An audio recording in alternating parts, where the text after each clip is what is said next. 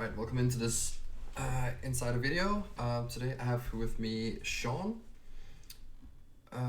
and it's actually good that you're online right now because I had something I wanted to say to you about like your draft deck that you posted. I've been thinking a bit about um, what to say there, and it's a lot easier if I can just say it rather than write it. So Yeah. yeah, I'll talk a bit about your drafting, and then we can go into the seal pool that you have opened right now as well, and we can Okay. talk about sealed. Does that sound good? Mhm. All right, Sounds like a plan. perfect.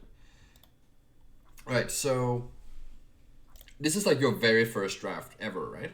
If I understand correctly. Well, it's my first draft ever after watching a video. So I did it before after like they gave away a free token with the Mastery Pass last season, Mm-hmm. and I just kind of just went into it like, "Oh, it doesn't matter. It's just a token. Let me see what rares I can pull." So I rare Sure. So, drafted. sure. So Yeah, the first time you eh, actually tried. right, the first time I actually tried. Yeah. All right, that makes sense. Um, so it's very interesting with Coldheim because this is quite a complex limit draft format. It's not the best one to start with because there's a lot of things going on, Mhm. and which makes it a bit difficult in like how to actually give like meaningful advice because I can go like very in depth with like, oh, this is what you're supposed to do when you're black white, or um, you can do all these fancy things where like, you want to build some weird flyers plus equipment deck, or you want to build like 5 color snow decks that you've seen me post about, Mhm. but it doesn't necessarily teach you how to draft in general. And I can see from this deck here that there are some basic concepts that it's probably better to point you in the direction of those, Mhm. and then have you work from there. So, because a big thing I see here is that um, there is no consideration for creature count and mana curve, which are Mhm. two very important like aspects of limited. So you're familiar with what a mana curve is in constructed, I assume. Oh yeah, for sure. Yeah, For sure. and so that concept is especially important in limited, Mhm. where you'll often try and aim to have like 4, 5 2 drops, sometimes fewer depending on the archetype, about the same number of 3 drops, and then like have fewer 4 drops and uh, only like 1 to 3 5 drops at most. Gotcha. Maybe like 1 or 2 6 drops. And all of these, when I'm talking about these drops, I'm talking about creatures specifically. So Mhm. even though like Arena Swords like have your skull rates be on the 4 drop slot, that does not count for a 4 drop because you're not necessarily just gonna cast it when you have 4 mana. You're gonna wait until your opponent has 2 cards in hand, if you can. Right. Um, so actually, I did not count the amount of creatures users. I'm counting the Draugr Helm, by the way, as a 5 drop creature, even though it is a 2 drop equipment.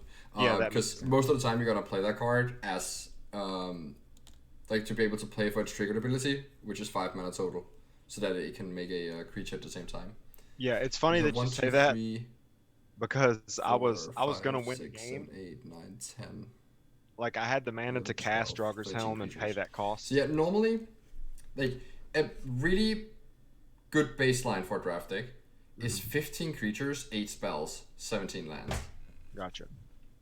That might be something you should write down, So maybe, or try and 15. remember. 15 creatures, 8 spells, 17 lands. That's like the good stat line for how to build a balanced draft deck. You said And you usually 17 want lands? I'm most of sorry. your spells to be removals, and then some like either combo tricks or equipment or like stuff like skull rate card advantage things Hmm. alongside that. But the removal spells are some of the like best baseline things. However, um, it's important to note that not all removal are created equal. So you'll have some of it like bound in gold that can just get rid of anything at a fairly efficient rate. Hmm. It's like the removal you really want. Whereas some of the removal spells, like for instance, the way down is okay. A worse one is the Wither Crown, I think it's called. The like 2 mana aura that makes the creature have power 0, and they have to sacrifice it unless they pay a life each turn. Hmm. That card is not great because they'll still have their, if you put that on a 4/4, they'll still have their 0/4 blocker, and they can just keep it around, like just paying a point of life for a few turns if they, have some ways to take advantage of the creature or just block with it, or maybe they're like, have time to draw away to get rid of the enchantment. There's a lot of things that can go wrong with the with a crown. And not even counting that maybe they have a creature with a counter on it, and so like now it still has 1 power after it becomes 0. Anyway, that's a long spiel about why Wither Crown is bad. But so some of the removal, there's also like the -3/-0 in blue, which is also like very underwhelming as a removal spell. And so when I say that like you want your removal spell, like that are those are the important ones, I'm talking about like the good efficient ones that can hit a lot of things or are fairly cheap. So like the Frostbite, 1 mana deal 2 damage. Demon Bolt, 3 mana deal 4 damage. Like both of those are in red.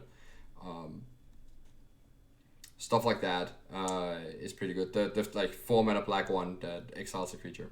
So all these things are like the removal spells that you want to pick highly, the good removal spells. And then you want to be looking for quality 2-drops and 3-drops. Because those are the ones that are going to be the hardest to get. So you see here in this deck, you have like a ton of things that cost 4 mana, but not a lot at like the 2 and 3-drop slot. And so it's because if you pick towards like power level a lot, you will often end up with just a bunch of 4-drops, because the 4-drops usually look more powerful than the 2 and 3-drops. Right. But other people are going to be fighting over the 2-drops and 3-drops, especially the 2-drops can oftentimes be quite contested. And so what will happen is that like if they take those cards very highly and wait with picking the 4-drops and 5-drops until like they come back around in the pack, like the picks 9 through 15, and you pick the 4-drops very early, you'll end up picking a 4-drop like in pack, like pick 4 or something out of the pack, and then take another one when the pack comes back around, because that's all that's left when other people have taken their 2-drops and 3-drops. So it's very important to try and prioritize cheaper spells so that you can create the good mana curve. Right. Does that all make sense? It all makes a lot of sense, and it's actually funny that you said it exactly like that. You might be muted, or I might have. Let's see. Can you hear me? Yeah, I can hear you. Yeah.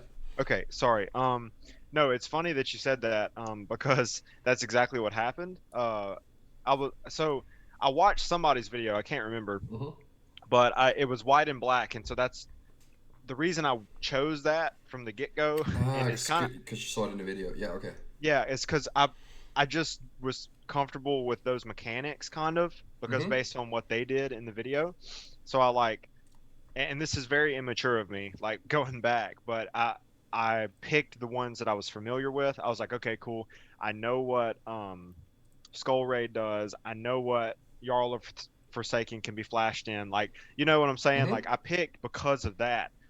And I realized that when I got back around, I still picked the same ones I was familiar with instead of like picking better for the curve. And it at that point in time, I had no understanding. Now I feel like an absolute idiot looking at it. I'm just that's fair. That's kind of how you're supposed to feel after the first draft, honestly. Like, because you're definitely, because it's such a completely new way to think about Magic that it takes a while to kind of get your head wrapped around it. But also, that means like the learning curve is really high, because you just get like a lot out of each draft you do. You feel like you learn so much every time. So that's like the good thing. There's a lot of positive progress there. A couple of more specific things. So stuff like Hailstorm Valkyrie is what I want to point out. Okay. Because there's like, this is like gonna be more of the Kaldheim specific things, where like, this is gonna be a bit more tricky, because there's stuff like snow going around, and like normally you don't have to think about picking lands, but this set you do. So right. And it affects a lot. So there's like a difference between the snow cards that are that have small requirements and ones that have large requirements. So a snow card, like a really good example is Bergstrider, which is the 4 and a blue for 4/4. It says when it comes into play, you tap a creature, and if you spend snow mana to cast a spell, the creature doesn't untap for 1 turn. So you only need 1 snow mana to make that card work, and it's a 5 mana 4/4. So it's fairly easy to have like 1 snow land by turn 5. And then that card is like actually really good.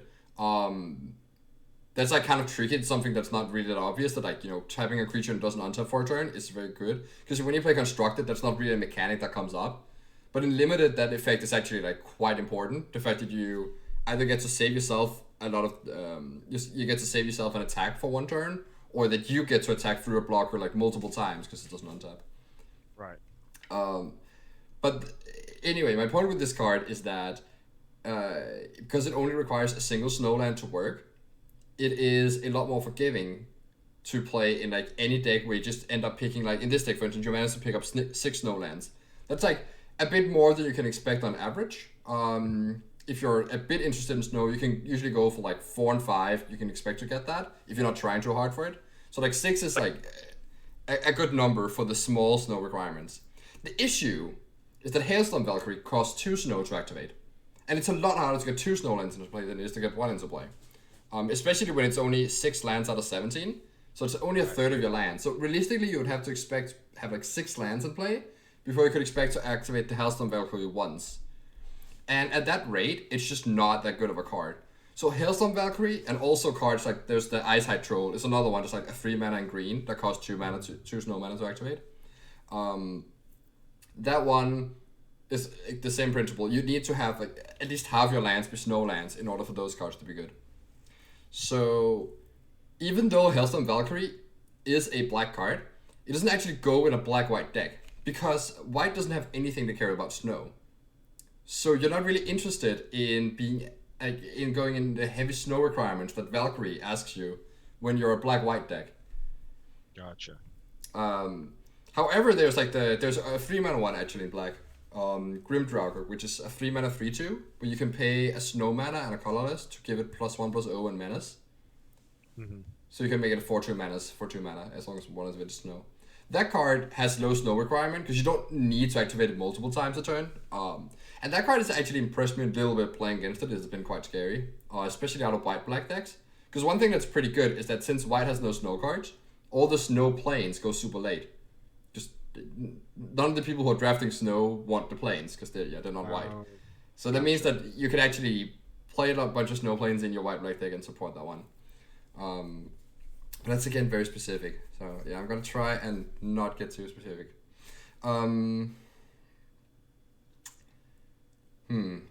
I'm trying to think about what else to say, because I looking at it, I realize how bad it was. I mean, and that's again, it's okay. It is very much expected and no judgment. I remember my first draft where my first ever draft. I opened that was like Mirrored and Besieged, so it was like 11 years ago. Like I opened a really good rare. And I took that, and then I got past another really good rare, and I was like, no, I don't want to be the person who just picks all the rares, because that's so I just like shifted, even though it was like even better than the one I picked for my pack 1, and ended up with like a pretty terrible deck where just like a lot of my creatures were just 1/1s because I didn't really understand that like it's very important to have creatures that are good at trading, and yeah, it ended up not being great. And like looking back at that, it obviously, I made a ton of very bad decisions, but you also don't really know better when you just think, in the deep end, because it is a lot of things that you need to try and do. So basically, the thing I want to ask for you is like for your next draft, no matter which color combination you decide to draft, and usually when you're drafting, usually all the color combinations are at least playable. So you're asking something like, is blue-green good in draft? Or you actually meant sealed, I guess, but it can be. Is the answer. Like if the cards are, especially if you're in, because there's the trick with draft is that you kind of have to position yourself to be in the colors that nobody else are drafting at the table, if you can, because that means you get all the good cards from those colors very late.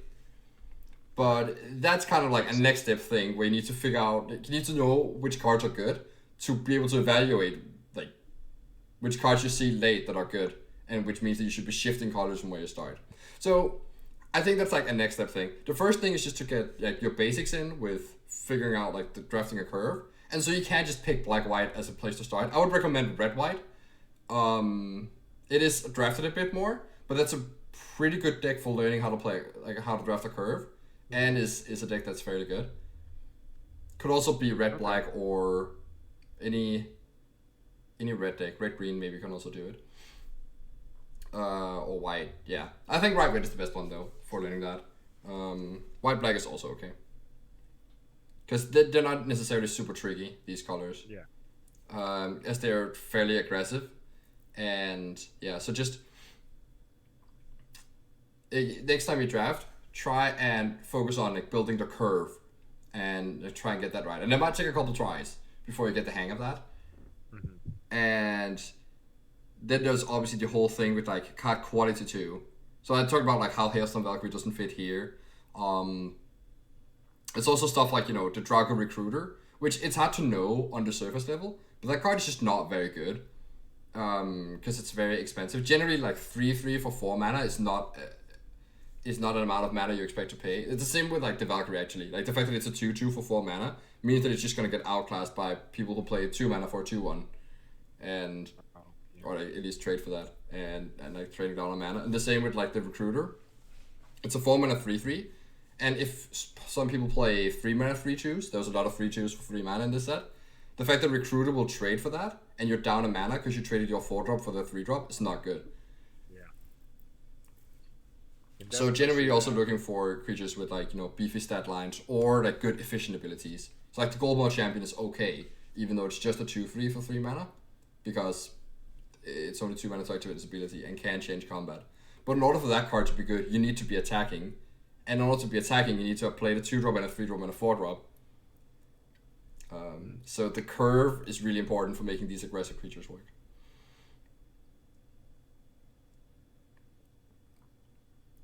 But yeah, I do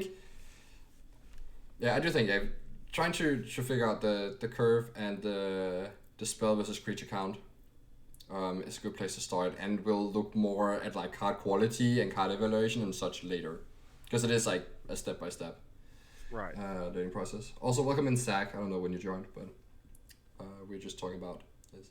You also have a sealed deck though, so I don't know if the easiest thing here is that you share your screen, and can I enable you to do that? I should probably stop my own sharing then. Maybe you can share your screen. Yeah. If I do this, oh wait.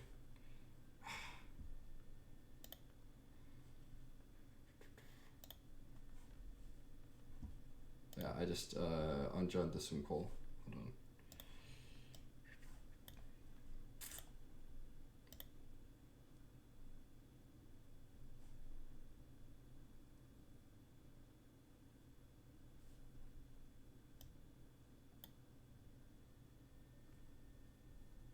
I can do there it is, I think. Alright, yeah, I accidentally unjoined the call because I stopped sharing my screen. Gotcha. So Sorry. Honestly, he's gonna be so on. Let's see. Yeah, it says host disabled participants screen sharing. So. Sorry, I'm sorry. I got lost. Alright. Oh, by the way, Zachary, the background noise is pretty loud in you, so I'm gonna... Okay. Oh, I can't even mute you, right? Because I'm no longer the... I got lost. Yeah, here. Hold on. Host participants... Ah, I see. Okay, hold on. I'm just gonna, like, make a new Zoom link, I think, because I don't have the host powers anymore. Maybe Okay, it's fine. sounds good. Because, like, you're the host right now. Yeah, it just says that I can't share my screen. Oh, you can't share your screen either, so I guess Zach is the host now. Who knows? Yeah, I'm just gonna leave this and just like, make a new call. Okay. One second. That's my own fault. I didn't realize that when I stopped sharing screen that it would just end the call. I'm just gonna grab the food out of the kitchen real quick. Be 1 second. All right. All right. Cool.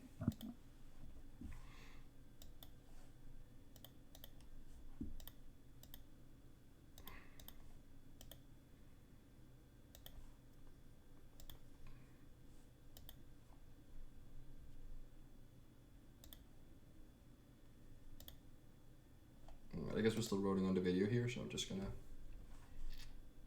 end on the meeting. There we go.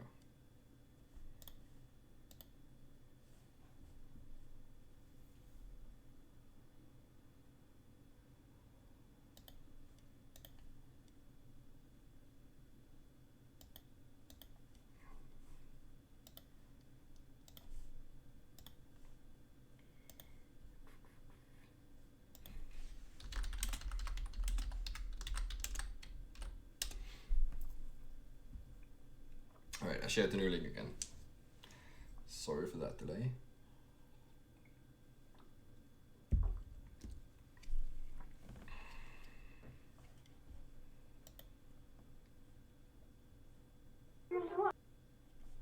Alright, that sounds like sack.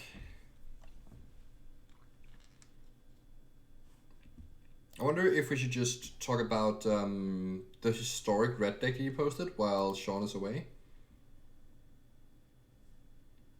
That's fine with me if you want. I don't mind that.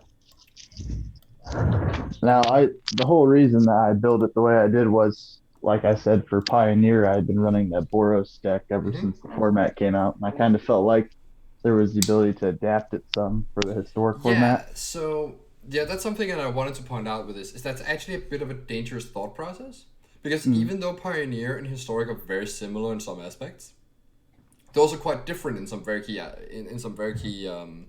ways. Part of it is that you don't have access to the same cards. So like not having access to Boros, Charm, and Eidolon.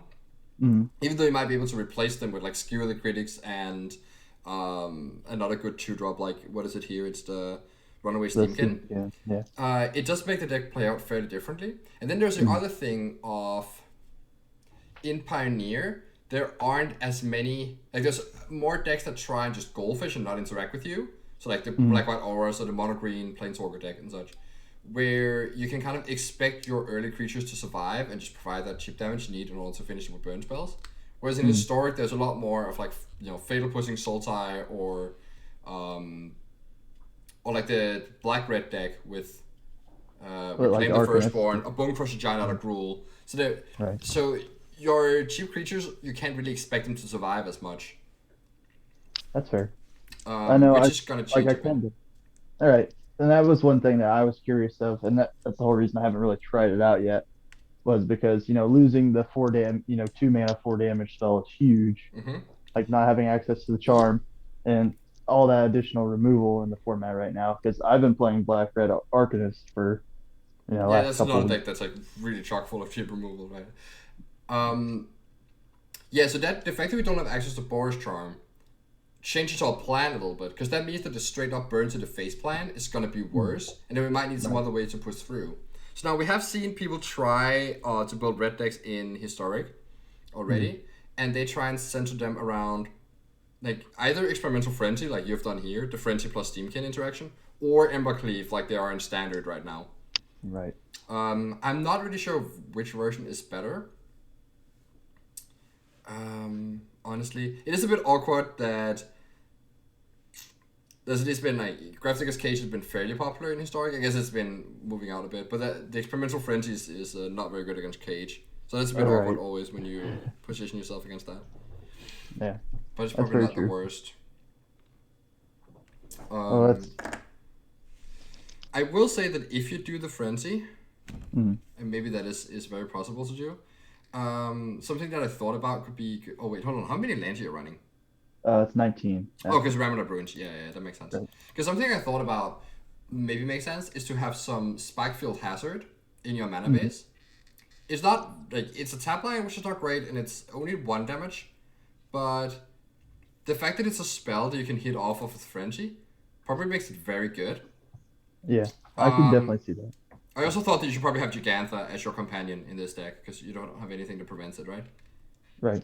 Yeah, that's a small oversight, but that's another card that's pretty good with Frenzy, because like sometimes you have these Frenzy turns where you just hit 2 lands in a row, and then you just have all this mana but nothing to do with it. Right. So but Gigantha doesn't actually work there, because you put it into your hand and you can't cast it. So I guess it's not that good with Frenzy. Should still be your companion anyway, but because it's kind of free. Even though it means that some of the times you'll have to your post-board configuration won't work. I do think there's an opening for mono-red to come into the meta with Urogan. Probably means you shouldn't play Claim the Firstborn either in the sideboard anymore, because that's primarily good against Sultai. Right. I guess also fairly good against Auras, so maybe it's okay. But I'm not quite sure if the mono-red decks have what it takes against stuff like Rule, but especially if they go move on to play Lovestruck Beast. It's going to be especially hard. I don't know if they will. Now, me in particular, I really like the Gruul aggro decks I've been seeing with like the Burning Trees, the Brawlers, and the Lovestrucks. This is just kind of what I have available at the time being. My goal in the long run is to be able to play Gruul alongside the That makes Arcanist. sense. Yeah, you just have to grind your way to it. Yep. Yeah, I do think that the two, like, fun of here, hardfire and risk factor. I think if you can have the 4 Steamkins, I would definitely recommend that. Okay. And yeah, I would try to recommend some Spikefield hazards. You can also then up your land count to, like, if you count those as lands, to like at least 20, maybe 22 lands.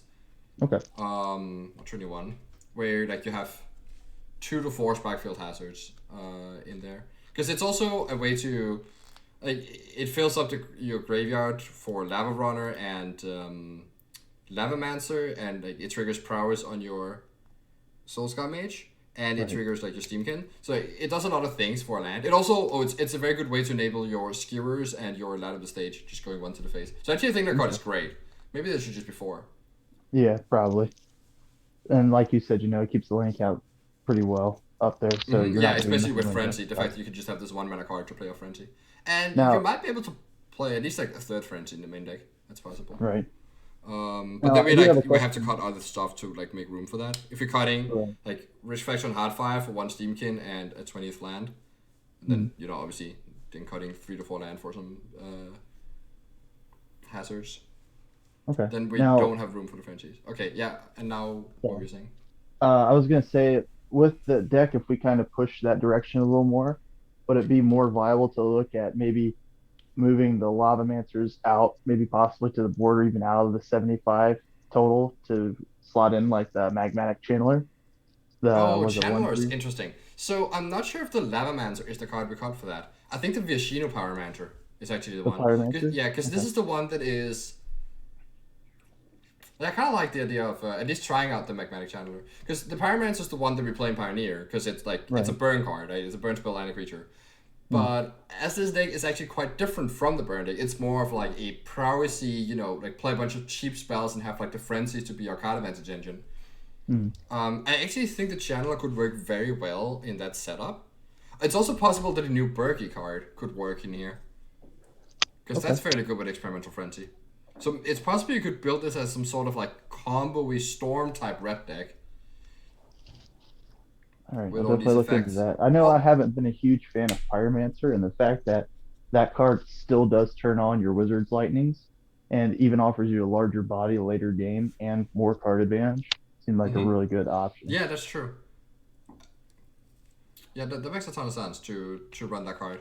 It's also more sturdy. Yeah, I think I like that a lot. And if we are moving into the Bergy territory, I'm not sure. Like that's more of a speculation. But the backside of Bergy, the like 5 mana artifact, is actually really good with Frenzy. Because you have all these cards in your hand you can't use anyway. So you can just use the Bergy to clear the top of your library continually, so you can keep playing spells with Frenzy. Right. But yeah, if we're moving into that, we definitely want Force Teamkin. Okay. Right, that's an interesting. That could be checked out. And then stuff like Skew the Critics, for instance, becomes less important because you're not trying to just burn out the opponent again. You really want your burn spells to be able to target creatures to clear the way for your attackers to get in. So, and the fact that like Skewer the Critics is gonna cost 3 mana if it's the first spell that's on top of your Frenzy is kind of awkward. So yeah, I think actually that might be a card you could cut, but I'm not really sure what to cut it for necessarily. If it's just like maybe it should just be more creatures like Bergy and more Frenzies, on more land to support that, because you would not be able to run Frenzy with only 20 land. But especially if you're a Spikefield Hazard, then it doesn't matter that you have like 22 lands in your deck, for instance, because 4 of them are going to be spells. Okay. I kind of like this. That sounds like an awesome way to take it, to at least try it out for sure. Yeah, that could be something cool there. That's for sure. All right. I didn't touch much on the sideboard because I actually don't really know where the meta is headed. And Yeah, I kind of just cobbled it together. It was not really thought out yet. yeah, I know the Unchained Berserkers are probably not going to be worth their slots, I would imagine, because they were good against blue-white, right? Right. So yeah, they'll probably be something we could figure out how to do. More red cap melees does seem good, because that's like a really efficient way that also plays into the whole like playing 1 mana spells plan. Right, it lines up really well against the bigger aggro decks like Gruul and whatnot. Yeah, exactly. I think it's So, great against Gruul. Oh, Bone Crusher Giant could also be a sideboard card for sure.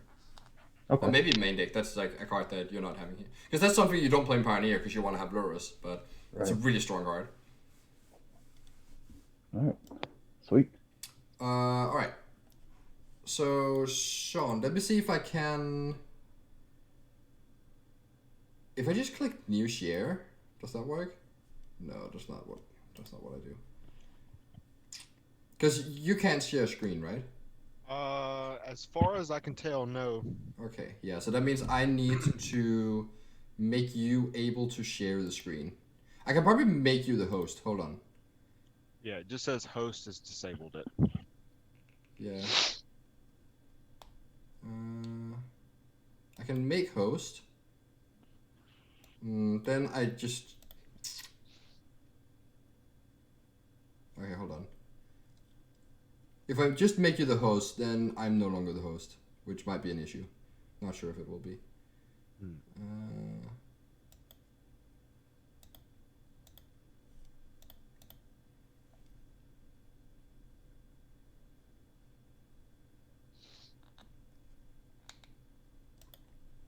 Alright, well, I'll just make you the host then. Okay. Yeah, and you could just like make me the host if it's like afterwards. Okay, can you share screen now? Yes. Excellent.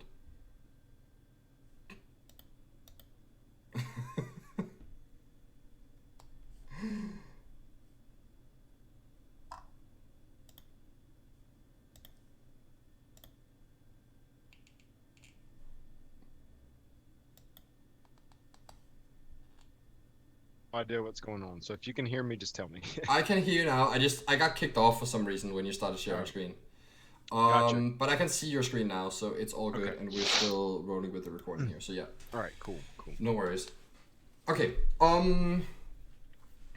So yeah, the awkward thing is that Arena is not great at sorting a sealed pool. I guess you wouldn't know because you haven't tried doing it at Magic Online, where it's a lot Never better. done it. Yeah. Yeah. Okay, so the first thing I usually look at is my rares. They show them when you open your pool. Mm-hmm. But if you go into that part, I think like using these filters is going to be very important for managing a seal pool on Arena. Okay. And you just click rare and mythic. Oh, rare and mythic. Well, you have the 6 rares there, so you probably have no mythics. Okay. Alright, so it's interesting we have 4 green rares counting the Waking the Trolls. Mm-hmm. I don't know if you have any like constructed experience with any of these cards, like have an idea of how good they are.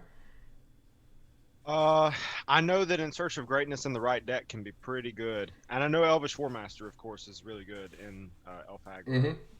Yeah, and it's interesting that like Elvish War Master and Realm Walker are both very good with elves.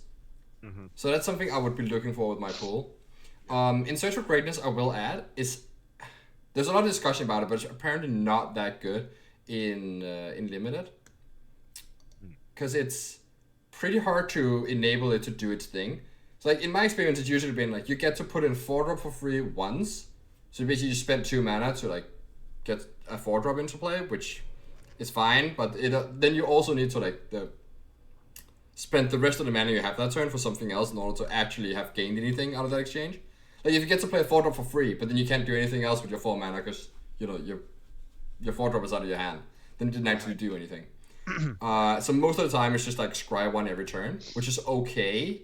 But the fact that it costs green means you need to be in a very heavy green deck in order to take advantage of it. Waking the Trolls is quite a good card and one that I would go out of my way to splash for. So the term like splashing is something that you might... Do you know what I mean when I say splash a card? Oh yeah, like you want a couple of ways to get that card out, but it's not your main. Like you want to be able to splash into that color just so you can use, like, it's worth it that much. Like that's exactly. How much So you can usually, if this is my only red card, I would want 3 red sources in my green deck, in order to try and play it. And you can sometimes get away with 2 if you want to. But usually I go with like 3 sources for 1 card, 4 sources for 2 cards that I'm splashing, and so on. And like I splash into counter spells in my Gruul Adventures deck. Like Yeah, sideboard. exactly. That's a different Right. thing though, because the amount of sources you need for that is going to change drastically. Because then it's just like building a constructed deck. But yes, that's exactly what Screw is doing right now, splashing. All right, and we also have Cosima, which is a fairly good card in Seal because it's just card advantage. And yeah, it seems pretty good. That's another card that I would look to splash if I could. Okay. And green is fairly good at splashing in this format, which is why you saw me posting those 4 color decks in draft. Faces Haven is actually very interesting in that we talked about how snowlands can be important for snow decks. In Sealed, you only get 6 snowlands because you only get 1 from each pack. So it can be hard to get more than 6 snowlands in your deck, which means there are a lot of cards that get a lot worse. So opening a Faces Haven, even though it's not that easy to activate it, you probably need to have like all 6 other snowlands in your deck. The fact that it lets you play a 7th snowland can be very huge, even if it's just a colorless land. Gotcha. So that's something to keep track of as well. Okay. So the next thing I would like to look at is multicolor. So yeah, you turn off those. Okay. I don't exactly. So You don't know where it is. It's just like next to the. It's the circle that's golden. Oh, that. Yeah. Okay, gotcha. Oh, it also shows you the dual lands. Oh yeah, I guess another thing to look at is the lands. Because this could give like a point or two if there's like a specific color combination that has multiple multicolor cards that could guide you somewhere. Because the multicolor cards are usually very strong. Something that strikes me here is that you have 2 more elf cards.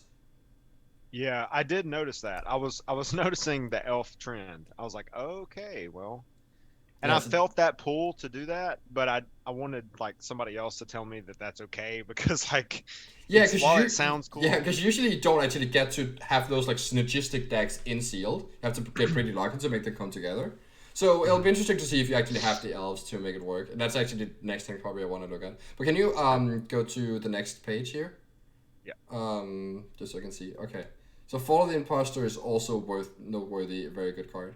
So it's interesting with these sagas, in that there's 10 because there's like 1 of each color pair, and 4 of them are really good, and the 6 others are pretty bad. So normally the multicolor cards are very good, but the green white one is one of the good ones, and the blue green one is one of the not so great ones. Because it needs you to have like a lot of snow stuff, and then you need to wait until you get a snow card in your graveyard already, and then you can play it, and then you need to wait 2 turns, and then you get back your snow card plus whatever you milled off the thing. It is not very good. You can see how that's not very good. Yeah, but the Fall of the Imposter is pretty good, because how that plays out is that you just play your 2-drop, then you play that one. Hopefully you play like 2-drop and 3-drop, so you have 2 creatures in play, so a removal spell doesn't stop it. And you like play that, and you grow your thing, so it just like provides 2 more power to your board. And then, whatever the opponent has played, it'll just like hit the biggest thing of that. And it also makes it so that the opponent can't really like play their big thing.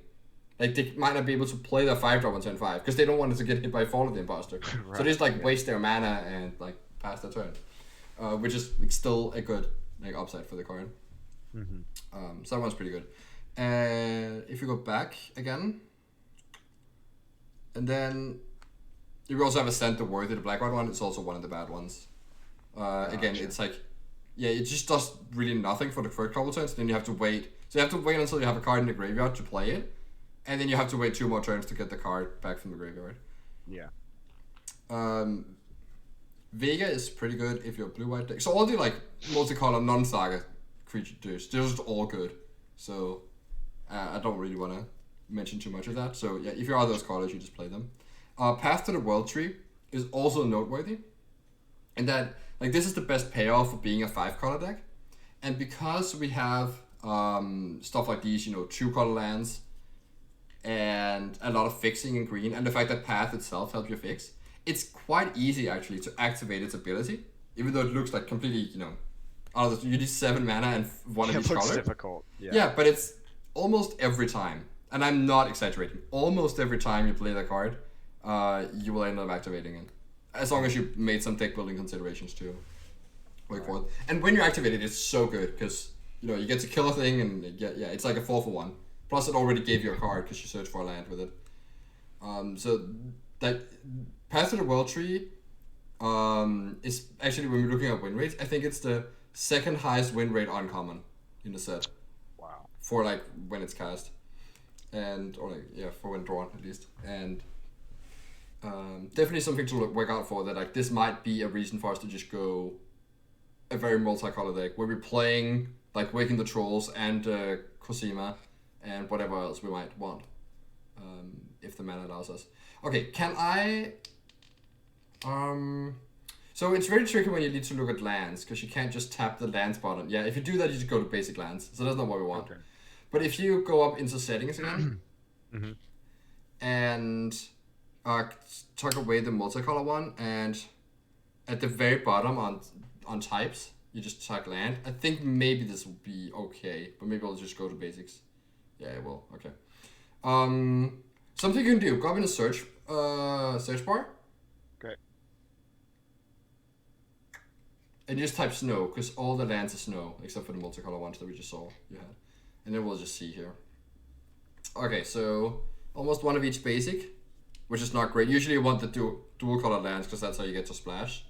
Yeah. So a splashing ability is not great, which makes me want to... That makes me less prone to try and be a multicolor deck. Alright, can you try and search for elf? And tuck off the landmark. Yeah. So this is what we have. We have another elf payoff actually in the Scamfar Shadow Sage. But the amount of elves here is so small. And that's very sad. Oh. Yeah, because you have... There is, however, also... if you search Changeling... Because there might be a lot of Changelings, which are also elves. Okay, so you have Realm Orc and Glade Walker. So one thing I noticed when we don't necessarily need to be that black heavy to be elves, I guess, because we have, if you're blue, we actually get 2 more elves in the Kinseekers anyway. So it's possible it could be like a 3-color elf deck. Usually what I would want in like an elf heavy deck is like 10-ish elves, but the thing is that a lot of the elf cards are actually just good cards by themselves. It's like the War Master, for instance. You don't need to play a bunch of elves in order to make that card good. Right. Because if it triggers once, it's a 2/2 that makes a 1/1 and then has an activated ability for later in the game. That's good.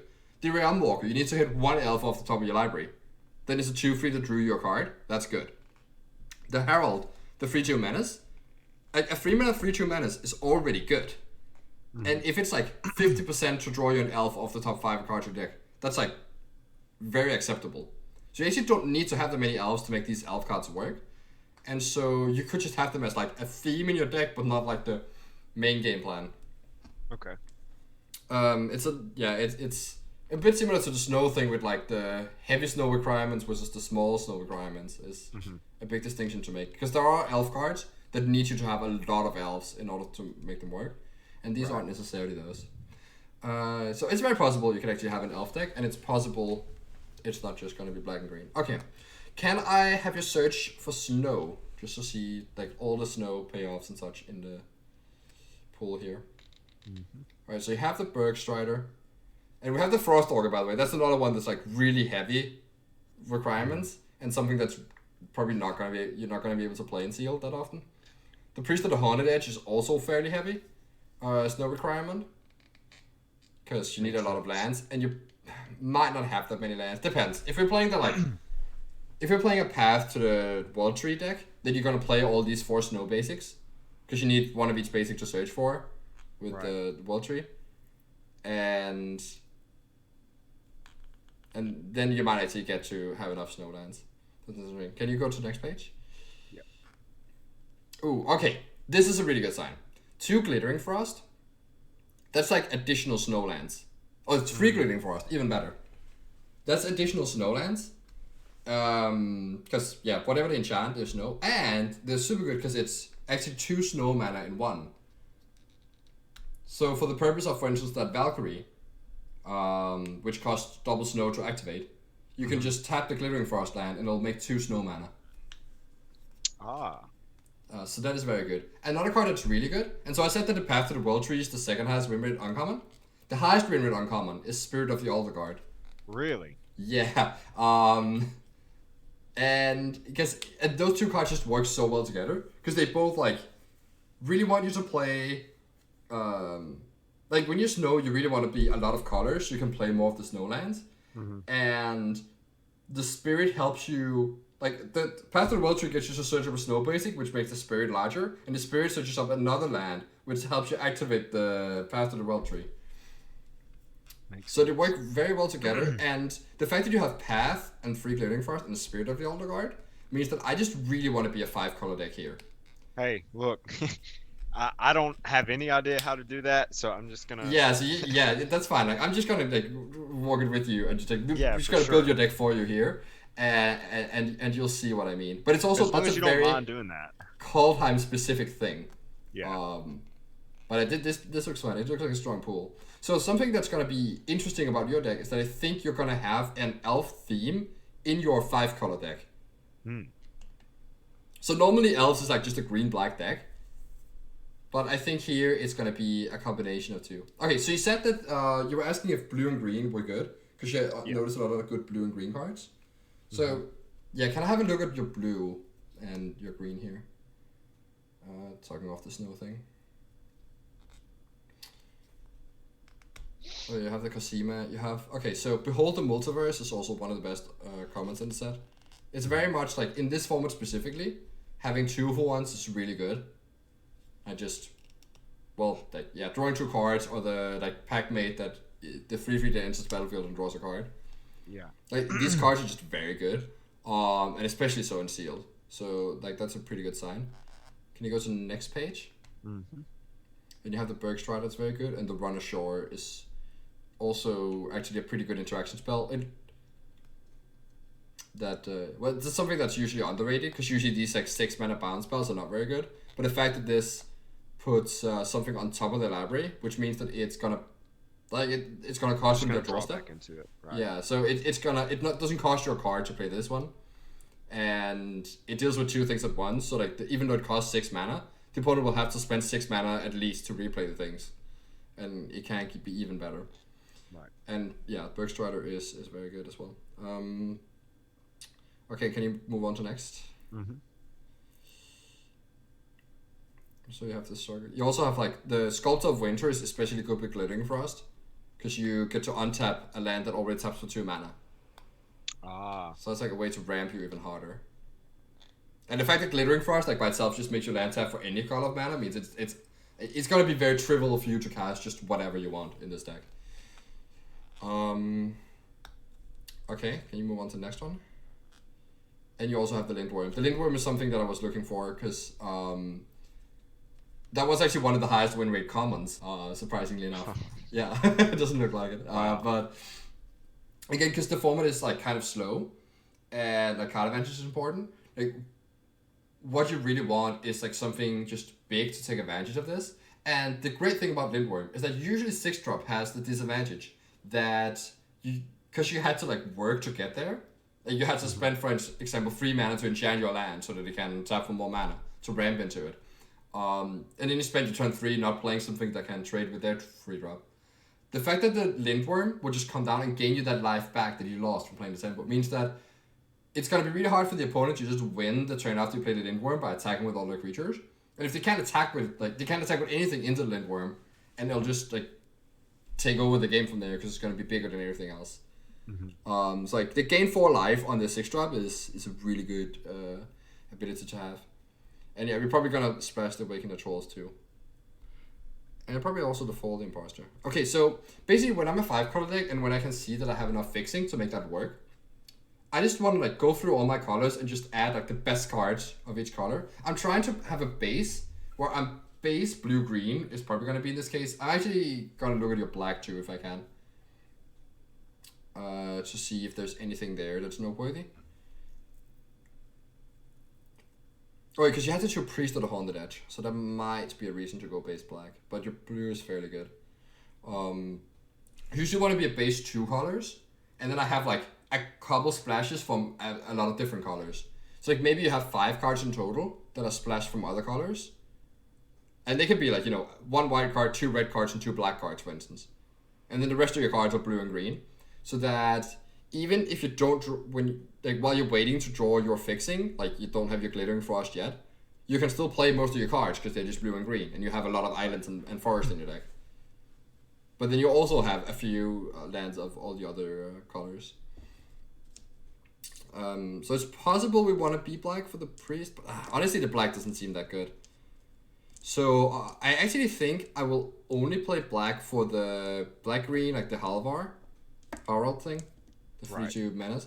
And maybe the Shadow Sage, 2/5. Normally that's not something I would splash, but since it seems like we're gonna have a lot of elves in our deck, it gets better. Okay, yeah, maybe you should just start clicking cards into the deck and we can sort there. So Okay.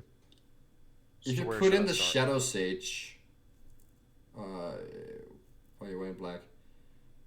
Yeah, then you can just take off black again, because I don't want any of these other black cards. What I was looking for was good removal spells, but there is the Priest, which might be okay, but... Oh, maybe it is okay, actually, because you have Glittering Frost to make it work.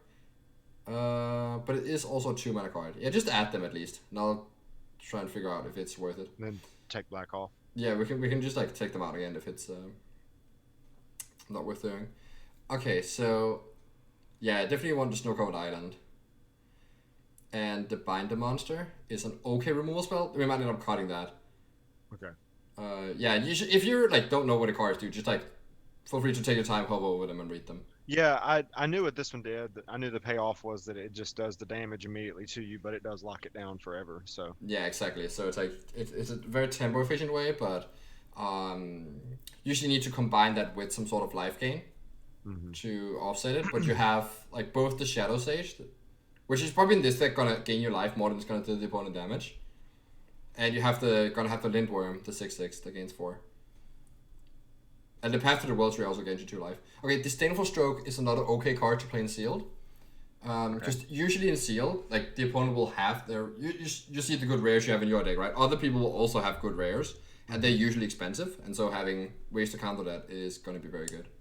Because you're gonna have to expect to play against a lot of other rares. I assume we're adding this. Yeah, you can add the Behold the Multiverse for sure. The Cosima, the god there, is a good add. Bergstrider, for sure, is one of the better cards, and you're going to be Snow anyway. The Augury Raven is the 3/3 flyer. And the Run Ashore, I would probably also add, because I think we're going to be blue enough. And then there's a question of whether we play these Kinseekers or not. But they're pretty...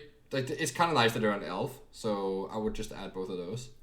And so I'll just explain the cards here that I didn't add, and why. Okay. Because it might not make much sense to you, like, what's the difference between, like, you know, this Castle Harbinger and the other cards that I added. And it's basically just about rate. Like, how much power they add to the board. And so the Castle Harbinger, it's only 1 power, so it's not going to be good at attacking. And 3 toughness is not actually that good at blocking either, because a lot of things have 3 power as attackers. Like, any free drop is just a 3/2 or something, and it won't be able to block that. And so it can tap for mana, but it's very restrictive in what it lets you do. And so in a lot of cases, how it plays out is the Harbinger is even if you have it turn 2, maybe you tap it once for mana, and then it just sits around doing nothing. And if you draw it later, it's just a complete blank. It's just not going to affect the board state in any meaningful way because it's just a 1/3. Right. The Thought Thief is a bit different because it is a real card. Like, you can expect to trade that for something meaningful of the opponent.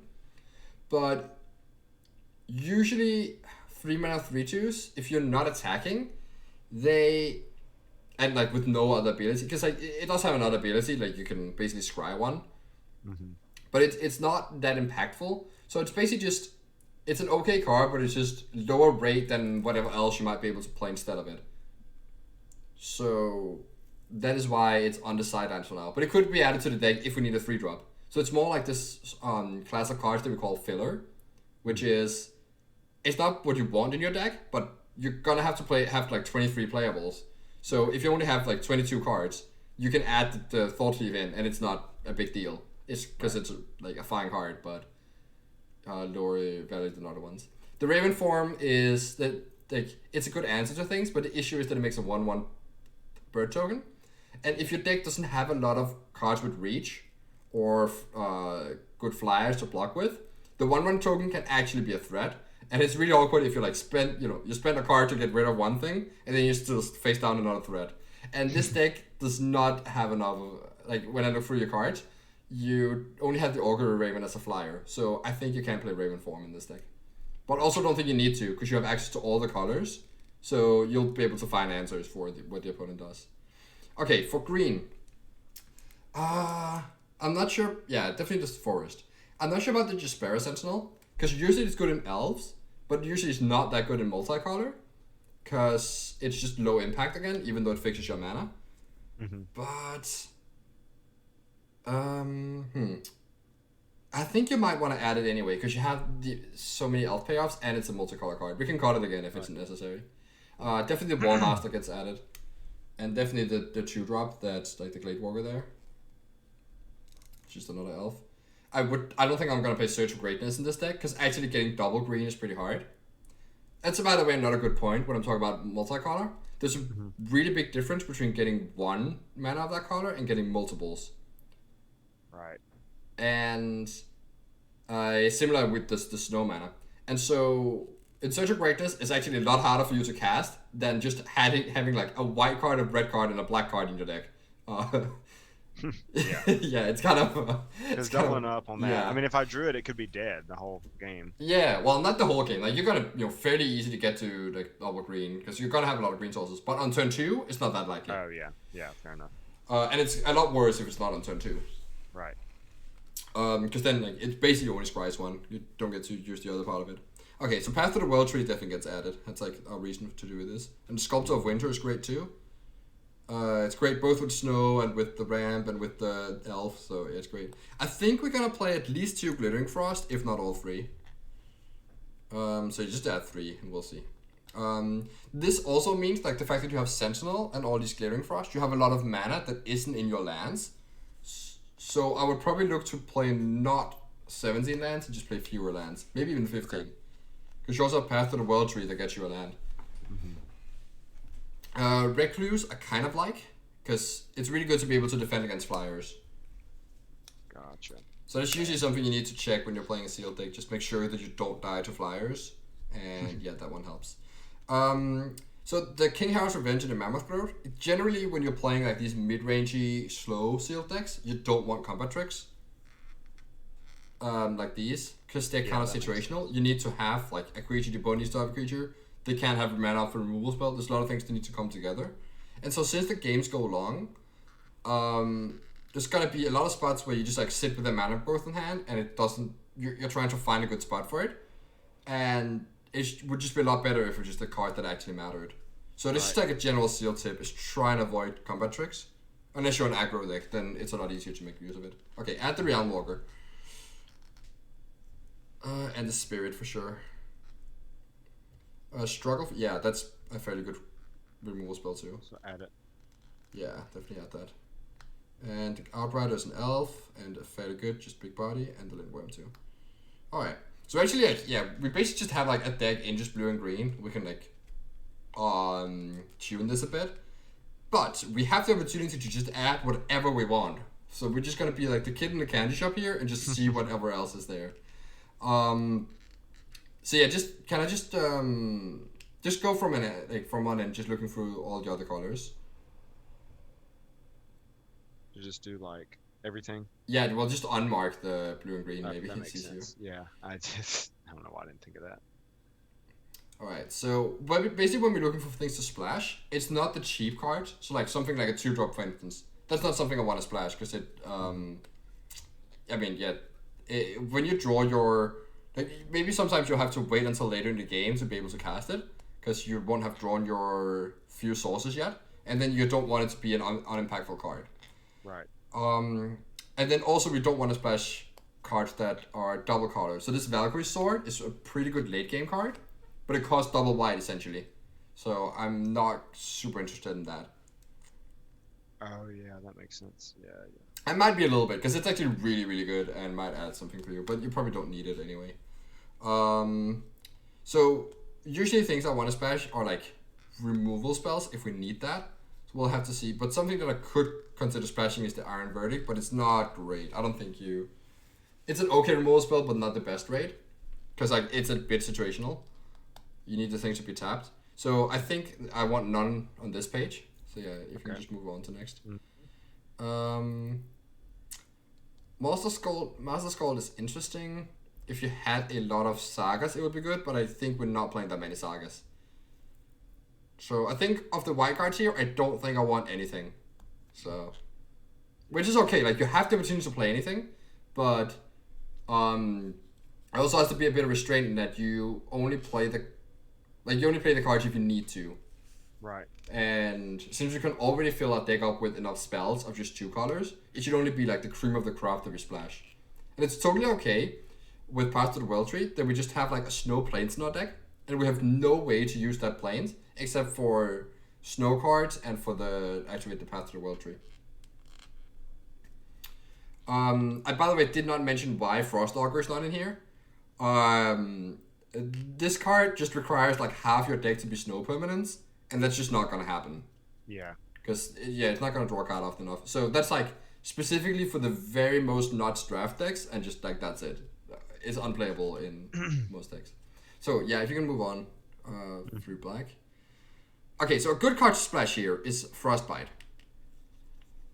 So it's a very cheap removal spell, and it's gonna be quite good. Like, even if you don't have your red mana on turn 1, it's still gonna be good on like turn 5 or something, when you play this alongside a 4 mana card and you kill something of relevance, because it's gonna deal 3 damage at that point in the game.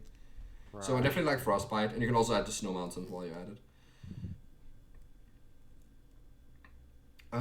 And then yeah, everything else here is just like a random creature, so that's not what we want. Like combo tricks. And okay, so that's the only red card I want here. So of the multicolor cards, I don't think you have like Vega is very good with foretell cards. That's basically like what it says. But I don't think you have enough foretell to make it good. So I'm gonna pass on that. I'm gonna add the. Oh, it's interesting that you have actually 2 snowlands that are white. Okay, that's gonna like make me think that maybe I want more white cards. So we might go back for that. Okay. Because you're gonna just have automatically a lot of white sources, which makes that the cost of splashing a card in white goes down, and so our requirement for like how good a white card needs to be for us to play it also goes down because the risk is lower. Right. If that makes sense. But yeah, I think you just add them. It's possible we actually don't need to have that many snowlands in our deck, because we don't have that many snow pales, right? We just have the spirit. Like, the spirit is obviously really good when you have a lot of snow. That's the one that gets power equal to the amount of snow permanents you have. But it's still really good with not that many. It's not that hard for this card to be just a 4/4. And you often see it be, like, very large. Like, I've had, like 11 power spirit of the Altar Guard. It's, like, not that hard. I'm not kidding. This deck is not gonna have that because you don't have quite enough snow for that. But also doesn't need to be like you don't need your 4-drop to be 11 power. If it's like a 4-mana 4/4 that like searches your land, that's great. That's incredible, and it's gonna be that quite often. So yeah, I think I would definitely add the floodplain because it's one of the colors of our main colors. Like so, the blue and green do double colored lands are gonna be more important. But the black white one, I'm a bit less sure of. Okay. Okay, and can you pass on here? So Narfi, I think, is very good. Okay.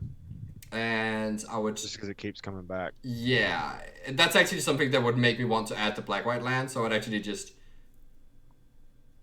add it in. Yeah, because I think you're gonna have enough black cards now that you would want to be interested in playing a swamp, and I would just play the tap black-white land instead of a swamp. Anyway. Okay. Yeah. So yeah, you can add an Narfi. You also add the Elder Hall for sure. That's you're just gonna actually you don't need to change the page. You're gonna add the next 4 ones here. Oh, okay. So I think we add the Horror just because of the elf theme here. Waking the Trolls is a great card to splash. For the Imposter, I also mentioned good card to splash. And then that's 3 Seasons is not good. Yeah. Faceless Haven. Yeah, I think we add this because I think our mana base is good enough that we can do this, and also because of the Glittering Frost that makes a card double snow, it's gonna be fairly easy to activate its ability. Because you only need like a Glittering Frost and regular Snowland and the Haven in order to activate it. Yeah, that's gonna be good. And just having a land that's also a spell is really good. That also means that I was talking about running even 15 lands. When you have Faceless Haven, that's like basically also a spell. That just means you can put an extra land in your deck, which is great because that means you mana screw less, and that's all we want in life. So I would probably clock this in at like 16 lands. But there's like a lot of cards in here right now, 48. But we're gonna have to do some shavings. I think that's it for cards I was interested in, but I might actually. I think I might want the Master Scald, the 5-mana 4/4. Because you have 2 sagas in your deck now, the Waking the Trolls and the green-white one. Yeah. And Master Scald is really good with sagas because it gets to rebuy them easily. So maybe that's good enough. But there's still only 2 sagas, and you don't have any other enchantments or artifacts. Yeah, I'm not quite sure. The thing is that it's gonna be like, it's not gonna be a cost to put this in our deck. We're gonna have like 6 white sources, if not more. Oh, you should add the white snow plains, I think.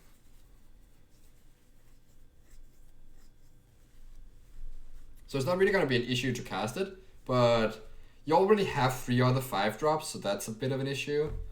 And I think it's worse than all of those.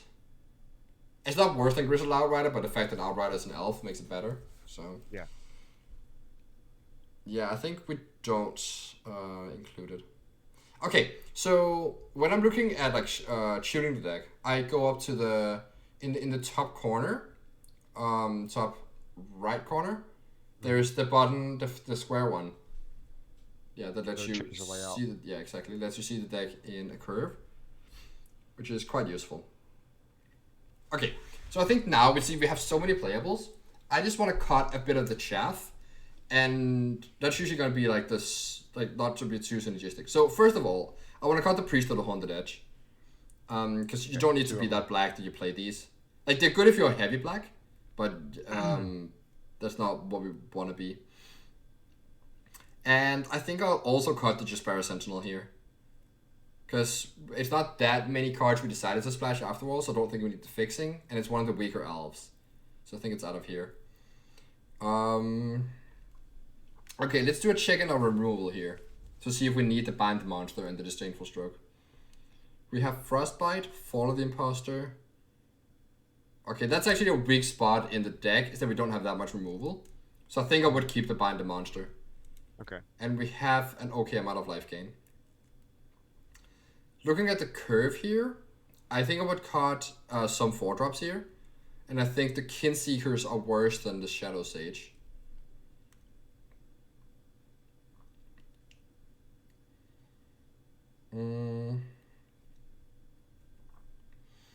And so now we have 43 cards, and we are probably also cutting a land here. There's 17 lands here, I think. So like a forest? No, that would be, well, we're not going to use... So one thing that's about building this deck is that Arena is going to suggest lands that are going to be completely off from what we want. So we're just going to have to like rebuild the mana base. But that's like the last thing you do. It's a convoluted process, so like I'm not expecting you to be able to do this by yourself when you're down here. Yeah, I'm honestly, look, I'm trying to learn as much as I can from like the choices that you're making, and I'm trying to like, when you say it, I'm processing it, and I'm thinking about, okay, I need to lock this in. This is a good reason why not to pick this, because if I was doing this myself, the deck that I would have made would have been like absolute garbage, hot garbage, and you would have looked at it like, okay, I don't know what you're doing, but yeah, exactly. Like I would have never chosen to go 5 colors by myself. So yeah, it's daunting. We also saw I think it was Maria in the Discord, who was also just building straight blue-green in draft, and where I said, well, if you want to be blue-green in this format, that's usually a 4-color deck or 5-color deck, because that's what the draft format sets you up for. But that's a color time specific thing, because that's not normally how it goes. This set is like enable it very well. Okay, I think our fixing is good enough that I want to cut 1 Glittering Frost. Okay. Because we don't have that high snow payoffs. Like we only have like the Navi and the Faces Haven are like the ones that require a lot of snow. But the issue with Glittering Frost is that if you have a lot of these, like they're just mana. And so you can end up in a spot where you end up flooding. If you have 17 lands and 3 Glittering Frost and like, you know, Sculptor of Winter and such, like you have all these ways to generate mana. It just gets a bit worse to have too much of it, and you also have to spend your turn 3 doing it, which makes it worse. Okay, let me count your elves right now.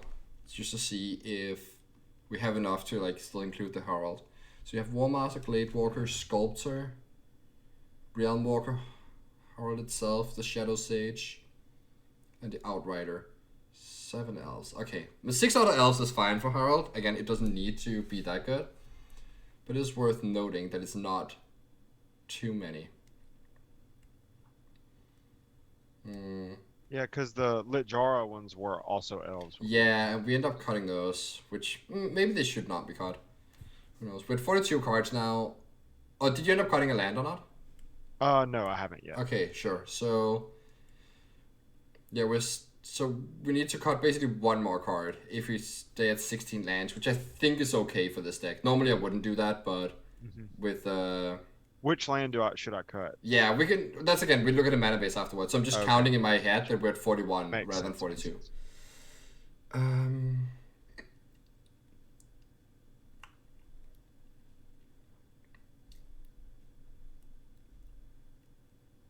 I wonder if.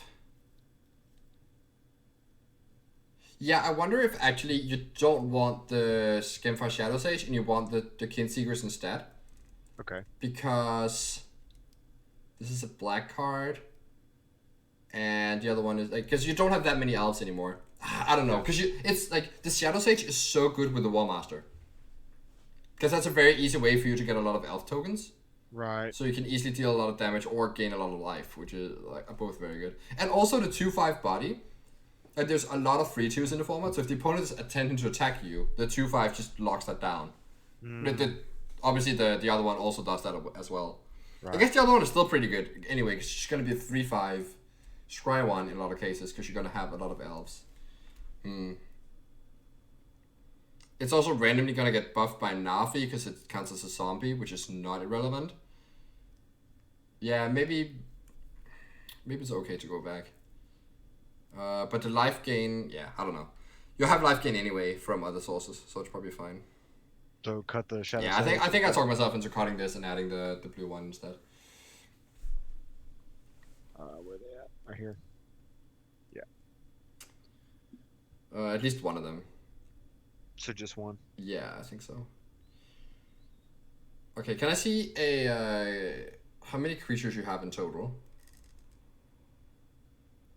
Creatures 14. Okay, that's a fine number for these decks. So we could cut a creature if you want to, but I would probably look to cut a non-creature. The thing I'm eyeing the most here is the Run Ashore. But I was kind of thinking that, but I'm not experienced enough to say anything. It's another 6-drop, but it's pretty good with your Glittering Frost that you have expensive things to move into. It might also just be the Disdainful Stroke, honestly. We don't have that many instants. It's not going to be that easy to leave it up. So a really good thing that Run Ashore does is that if you put a stop in, it's really important. You need to, but if you have a saga in play that's about to go to the 3rd chapter, if you put a stop in your main phase, you can respond to the chapter trigger, so that you get the effect of the 3rd chapter. It's like, what you respond to is that you bounce your own saga, and you put one of their things on top of the library. Yeah, that's pretty good. And then you still get the trigger of the 3rd chapter, but you get to play your saga again. So that is like very good. Are you aware of how you put stops in Arena? Yeah, like it's like down here towards the beginning, very beginning. So that's like part of why Run Ashore is really good. Yeah, I think the Disdainful Stroke is what you caught here. Okay. Well, it's a bit dangerous because you're a bit weak to bombs this way. But it's probably okay, because it's not that easy for you to... it's not that easy for you to hold up the mana. Yeah. Because you have the many instants, and it makes it a lot worse. I didn't realize this was foretold as only 1 green. Wow. Yeah, so that's the only card that is cheaper when it's foretold. It's going to play very well if you foretell this on turn 2, and then you play your 2-drop and then fight on turn 3, for instance. Yeah. So that's something to be aware of. That sometimes you don't want to play a Sculptor of Winter turn 2 if you have like that struggle Skemfar setup. Well, I guess Sculptor of Winter is a bad example because you could just untap a land to make it 4 mana anyway.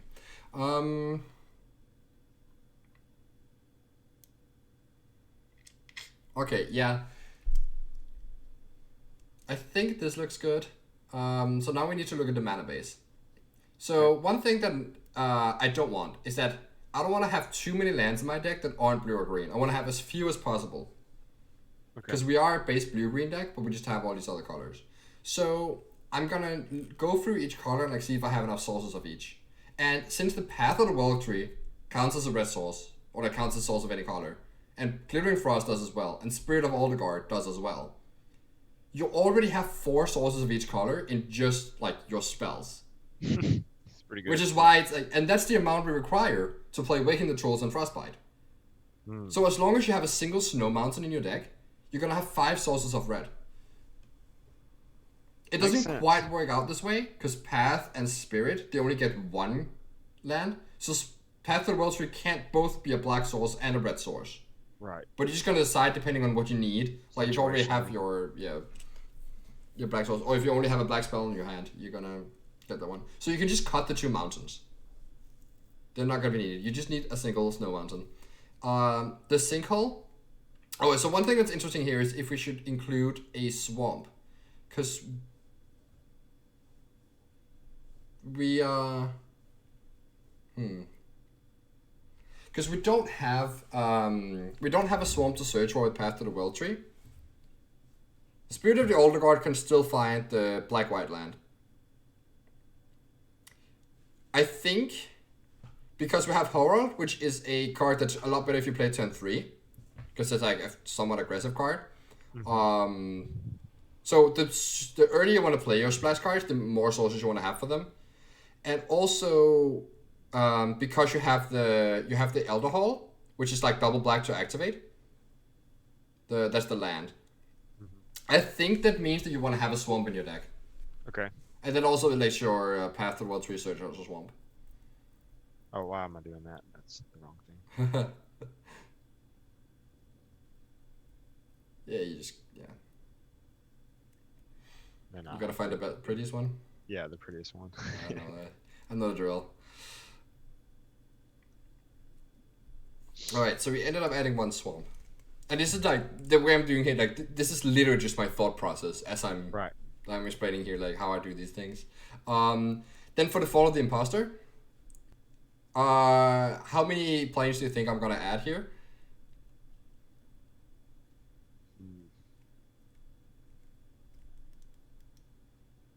How many planes? Yeah. I don't know, because it's so good. I would guess we would add. Let's see. So we have 2 multicolored that already are white. We have 1 snow-covered plane. So none. Yeah, because you already have 7 white sources. Okay. So yeah, that's also why I was like really struggling with the Master Scald. It's because you're gonna have as many white sources as blue sources in your deck, like basically. So it's kind of free to add the card. Like it doesn't. I don't really consider it to cost a color. It does cost a little bit because if you have too many white cards, then then the whole split of like, well, my Path to the World Tree can't find red or white at the same time. So like, what do I get? So yeah, I think this is fine. Honestly, I could actually see myself cut the Sinkhole, but probably not.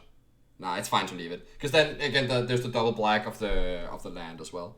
But so, because like right now we have like a bit too much black and a bit too much white, and we don't need that much snow. But I think it's okay to keep it. Okay. All right. So now, well, you cut some lands, and we just gotta count out our we counted for like red, white, and black, which are splash colors. Now we just need to make sure that we have enough of our green and blue. So if you look at the deck right now, you see that most of the early cards are green here. That's by design, because I want green to be our main color and blue to be our secondary color. And so it's really important you get green early, especially since if you have green mana and you can play your Glittering Frost, then that also fixes your blue mana. Right. So I want to have a lot of priority on getting green. And Path to the World Tree is also another way of this. So I want like at least 9 green sources if I can have it. And let's see what we have when we look at the deck here. Because I think we only have 6 here. Oh wait, maybe that's an issue. And then we might need to correct for some things. Because we only have 6 green lands actually. Because the thing is that like I'm counting like Path and Glittering Forest and such as like as fixing for all the colors, but they don't fix for green because you already need to have green to cast them. Mm-hmm. So that's why I want like 9 forest in my deck. Oh, like not forest, but like 9 green sources. And you have 6 right now. Okay. So that might mean I need to take away from some of the other ones. Or maybe I need to cut a spell to get an extra land in here. Because that might be a bit too much. Or maybe this is like when I decide to cut the sinkhole. I just accept that I can't activate my Elder Hall unless I have a Glittering Frost or Sculptor of Winter to untap my... Oh, I can't even untap the basic Swamp because it's not snow.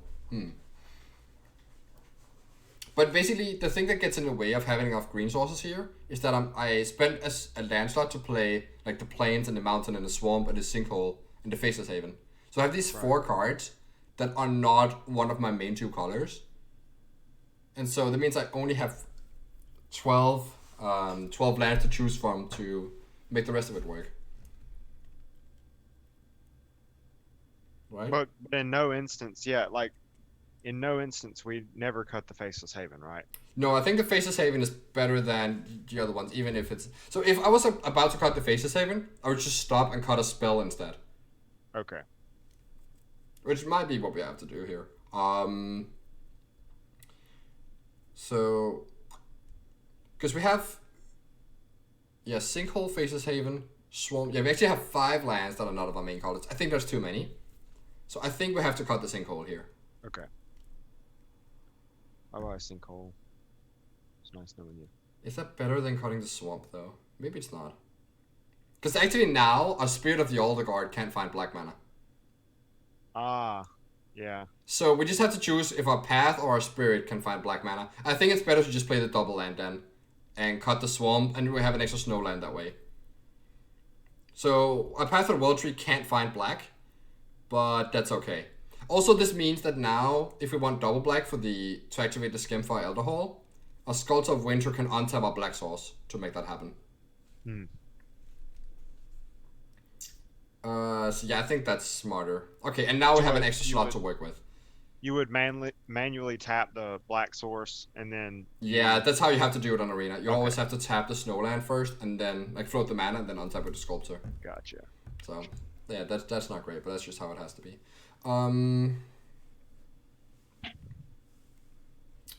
Okay, so now if we cut 2 islands, we can add 3 forests to the deck, and we'll have our 9 sources. And then we have to decide if like we want 9 green or 8 green. I think because there's so much early green here, like basically a hand that doesn't have a green land, you're gonna have to mulligan with this deck. So I think it's fine to just have like 9 green lands. So it's like basically just a forest deck. Oh yeah, you have to. I don't know why I'm doing this. Like I don't know what it is that I'm doing. It's because there's a lot of things that your brain's trying to process right now. And so things that you usually like are fairly simple and no-brainers actually become like weird tasks that you don't know how to do. It's like very common. So it is 6 forests, right? That's what we decided. Or was it 7? Like basic forests. 6. I think it's 7 in total. 7. Okay. Yeah. So do you have 9 lands that are green here with the Snowcourt Forest and this Elder Hall? Yeah. So it's a bit unlucky actually with like the land you open that it's a lot of basics and that none of them are green of the dual color lands you have. Like that could have been better. But since the fixing of like your other stuff is like so good, we can still make this happen. Okay, so as for blue, we have only 3 blue lands on our mana base. And then we have the Glittering Frost, so we have like 7 blue in total. Which is okay. Like usually when I have a deck that's like leaning heavily one color, I have like 10 sources of one color and 7 of the other. So we have that here. My issue here is that means a lot of the time your Path to the World Tree and your Spirit are gonna have to go get a blue land. And I don't like that very much. Right. So I think we're gonna cut a double blue run ashore for a regular island here. And just play cut the run 17. ashore? Yeah, and just play 17 lands. Playing extra lands also makes our Cosima better and our Waking the Trolls better. So it's not all bad. Gotcha. And now we're back to 17 lands, but we do have the Faces Haven and the Skemfar Elder Hall, and we cut a Glittering Frost from our deck, which was one of the reasons why we didn't want too many lands. So I think this is fine. Okay. Yeah, this deck is gonna have a bit of an issue with bombs. But it's gonna really overpower any like other like common uncommons that people are playing. Because it has like a lot of power and since like you just get to play the best cards of all your colors. Yeah. And the fact that the Spirit of the Elder God and Path to the Well Tree are like both fixing and really good like win cons and like things to get you ahead is a big part of this. And then you have this weird elf thing going on that just like is a bit of extra synergy. That's kind of cool. It's gonna give you like a bit of an advantage. It's gonna be like Horror draws you a card, Realmwaker draws you a card, War Master gives you like 2 elf tokens, and it's gonna have to die because otherwise you just activate its ability, and that's gonna be costly for the opponent. Because usually the way these games play out is that you will just get to a late game where you have no spells to cast, and so having something like Elvish War Master, even though it's 7 mana to activate its ability, you'll just have that lying around and you can just use it. Not all the time, but there would be a lot of games like that. Right. Yeah. So it plays out very differently from Constructed, especially if you're like used to the way that Standard has worked for the past few years, where you just never run out of things to do. It's not quite the same in Limited. If your game goes long enough, you will definitely have spots where you just like have a lot of mana and nowhere to put it. Yeah. Okay, so I think this looks pretty good. Oh, that also took a while. How long did that take actually? I'm not sure. I was really invested. Yeah, I've been recording for like 1.5 hours. So. I don't even know if I could like pilot the deck. Like that's oh man. Yeah, that's also gonna be interesting. But I think it's gonna. I would assume that it's gonna play out fairly intuitively, because the only thing you need to think about is basically like the mana, like what you get with your Path to the World Tree, and you're just gonna have to make the decision based on what your hand looks like, and like which other lands you have, and maybe you're probably gonna make some mistakes because you're not used to this, and that's okay. But once you like figure out the mana, then it just looks like playing ABC Magic, because you're just gonna play creatures and removal spells and card draw and and just like make the best decisions each turn to like get you the furthest ahead. So I think you're gonna find that like that part of it is gonna be a lot less daunting when you're actually in the games. Yeah, I bet. I bet, because like, I mean, if I had to make this, it would have been trash, like absolute trash. So, but I'm wondering how it's going to turn out. I mean, it's interesting because if you just build this yourself, it's possible that you would have just built. Well, you probably would have had some bad cards in here, but you would have built like a blue-green deck, and so you wouldn't have had all these like other fancy cards, but it probably would have still been fine.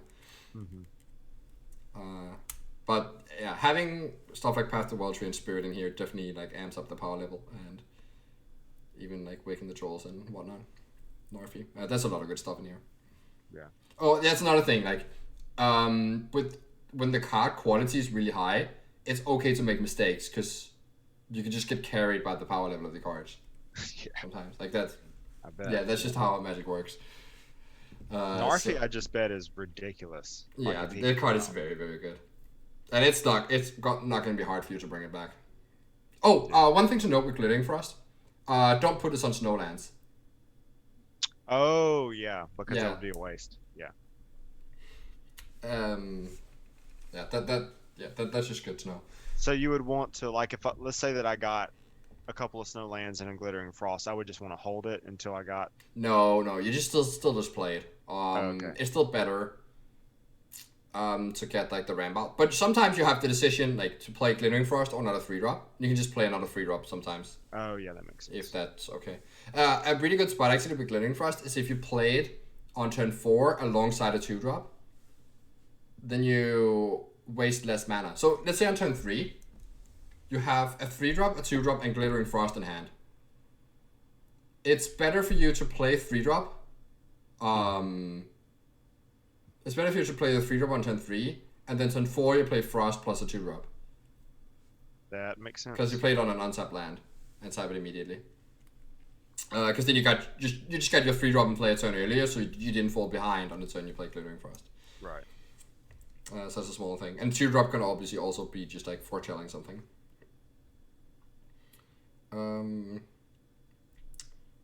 But yeah, mostly you're trying to make the game go longer. So if you have a decision, especially if you see your opponent playing a more aggressive deck, you're trying to like block rather than attack and like keep back. But the thing about this deck is that you can also just be aggressive if there's an opening. If the opponent is also dirtling around and you played like a 4-2 Recluse on turn 3, you can just attack with that and then play a Spirit and it's going to be huge and like you'll just dominate. Yeah. So, but you're probably like, since you have played Standard, like you will have, a knack for like, creature combat, even though it is different in Limited. Like, yeah, I think that part of it is not going to be that hard. It's mostly just like figuring out the mana base. But you'll see as you play, because like there's only, like 5 cards in the deck that aren't blue or green. So it's not going to come up, like most games you're not going to play a card of every color. You're just going to need like, one game you're just going to need a mountain and maybe a swamp or something in order to play your cards. That's how you do that. One thing to be aware of when you're planning your mana though, remember that you don't have a swamp in your deck, so your Path to the Rosary can't find black. Gotcha. Okay. But because it'll only find basic lands. Yeah, exactly. Ah, yeah, okay. Yeah, that was the whole thing when I was debating if you want both swamp and a sinkhole. Because they take up 2 slots of the non-blue green lands. And yeah. And also, if you have a hand that doesn't have green land, you have to mulligan that hand. Probably. Yeah, that makes sense. I could see a hand where you have like, Augury Raven, Behold the Multiverse, Cosima, and like a couple islands, and that's probably fine. But most of the time, you can't keep a hand without green. Yeah. And figuring out what Cosima does is also like a whole thing. I've seen people use her, but I kind of just was like, okay, yeah, they've got it figured out, whatever. But yeah, it takes parts, and you can also play it on the backside, which is oftentimes going to be pretty good, I guess. Oh, I guess Cosima is good because it gets off the battlefield. Maybe. Yeah. So like basically, you play it on turn 3, and it's going to be vulnerable for 1 turn. But it's also going to be a 2/4 that can block 3/2s pretty well. I've mentioned that a couple times. So it's going to be vulnerable for 1 turn. But then on your next turn, you just put it out in exile, and it's not going to be... can't kill it anymore and then interact with it. And then whenever you play a land, it just gets these counters. So you just sit and stack up. Like whenever you play land, you just get them the counter. So every turn just goes up by 1. And then once it's big enough, like when it has 3 counters or something on it, that's usually a pretty good spot. You can play your land and bring it back. That's a 5/4. Yeah, that's pretty good. But that means that when you put when you play the lands and put the 3rd counter on it, that's not when you get it back. You have to wait another turn to get it back. So if you're about to run out of lands, you probably just bring it back at that point, even if it only has like 2 counters on it. Yeah. Okay. Because you can still next turn you can just put it on a voyage again if you need to. And there's no point in this deck where I would ever play the Omen Keel. No. I think you could actually. But probably not that often. Like, if you don't have anything to do turn 2, and your turn 3, you already have a creature to play turn 3, then maybe you could do it.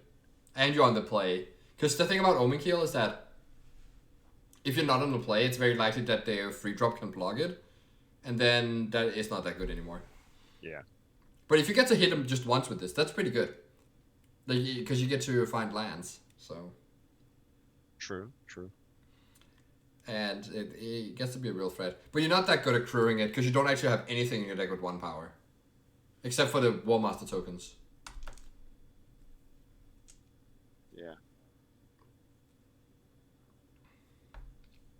So most of the time you're going to play it on the God side, because it's just a quite good card on that side. And yeah, you might just be better off if you just ignore the Omen Keel, honestly, just to like reduce complexity. Makes sense. All right, I think I'm going to end the call here. I wish you good luck with the deck. I really appreciate it. I really do. Thank you. And yeah, I remember next time you draft, Do you remember what your focuses should be? Yes. So I need to get low cost, good creatures. And then whenever it comes back around, like focus on mana curve is the biggest thing. Yeah, Not exactly. necessarily get caught up in the colors, but I mean I do need to kind of make them synergistic, of each other. But like fix the mana curve, then uh Yeah. Do you gosh. remember the amount of creatures you need? I wrote it down. Let's see. Oh, that's good. I wrote down 15 creatures, 8 spells, 17 lands. Yes. Yeah, and so Okay. the spell, like usually you're gonna take creatures over spells, except when it's like the good removal spells. Yeah. So quality 2 and 3 drops is what I need to look for. Yeah, and that too. Yeah. After that, like I guess. But also make sure you don't get too many, because sometimes you have a deck that's just gonna be low powered if it has a lot of them. Yeah. So then you need to pick like a couple 4 and 5 drops to like finish up the curve. But So- those you don't need to pick that highly, because you don't want too many of them. Yeah. But yeah, Because people are going to be fighting for the good low Yes. mana curve creatures. Yeah. Makes sense. One day I will be good at limited, and then I'll look back and be like, you know what? It was a journey, but but yeah. So I'll get better at it. I really appreciate it. I do.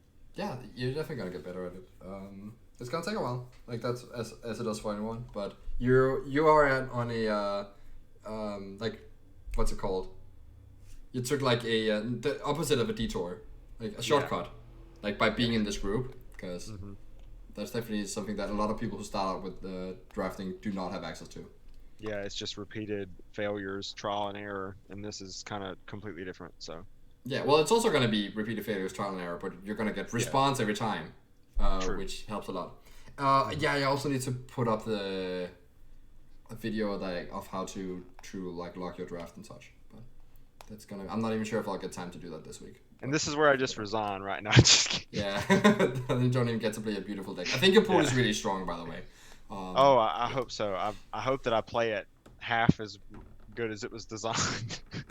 Because what would suck is that I get in there and like get a really good hand, but I'm not able to tell that it's a good hand because I'm just like so worried about losing. Like, I think that's yeah, that's definitely a big thing. Is like the mental game can get in, because you mentioned that a lot, that you're like cautious to do anything because you're worried about losing. And so obviously it's easy for me to say, well, just embrace the losing, because it's harder to actually be in the seat and actually take that to heart. But I really mean that. Like, if you like feel that you would be really happy with going 3-3, like definitely just like I'm just gonna encourage that mindset. Like that's okay. Now, every time that and this is just a complete noob question. Every time you win, you get 3 extra packs, or is it just 3 packs? no, that's the total. Oh man. Yeah, so you're wish it was the guaranteed other 3 way. packs, and then you just get gems. Huh, that's weird. Okay. That is very weird. I didn't even know that. Yeah, it's strange. Yeah, I was that's a thinking bit- it was like 3, 6, 9. I was about to say, dang, that's a really good way to get packs. Yeah, it is. But no. No. Yeah. Dang. All right. Well, all right. Yeah, I'll end the call here. Also, like the video is up, so you can just rewatch. Oh, and I will. Trust me. So that's good.